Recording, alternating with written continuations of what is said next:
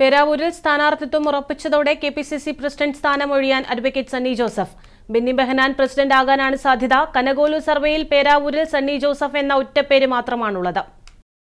പേരാവൂർ മണ്ഡലത്തിൽ കോൺഗ്രസിന് ഒറ്റപ്പേരു മാത്രം, അവരുടെ സ്വന്തം സണ്ണി വക്കീൽ.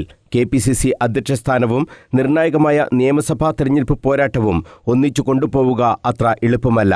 അതുകൊണ്ടുതന്നെ കെപിസിസി പ്രസിഡന്റ് സ്ഥാനം ഒഴിയാൻ തയ്യാറെടുക്കുകയാണ് അഡ്വക്കേറ്റ് സണ്ണി ജോസഫ്.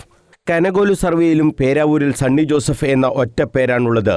ഇനി ഏതെങ്കിലും കാരണത്താൽ അദ്ദേഹത്തിന് മത്സരിക്കാൻ പറ്റാത്ത സാഹചര്യം ഉണ്ടായാൽ മുൻ യൂത്ത് കോൺഗ്രസ് ജില്ലാ അധ്യക്ഷനും DCC വൈസ് പ്രസിഡന്റുമായ സുദീപ് ജെയിംസിനെ പരിഗണിക്കണമെന്നാണ് കനകോലു റിപ്പോർട്ട്.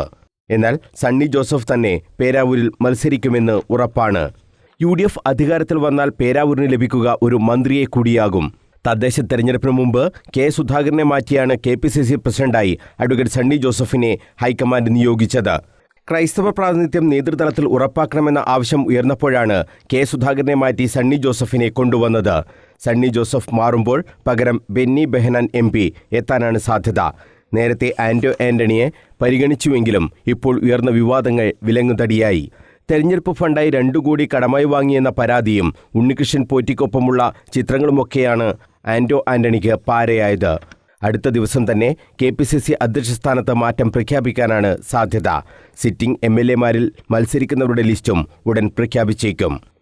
മനോജ് മയ്യിൽ, കണ്ണൂർ വിഷൻ.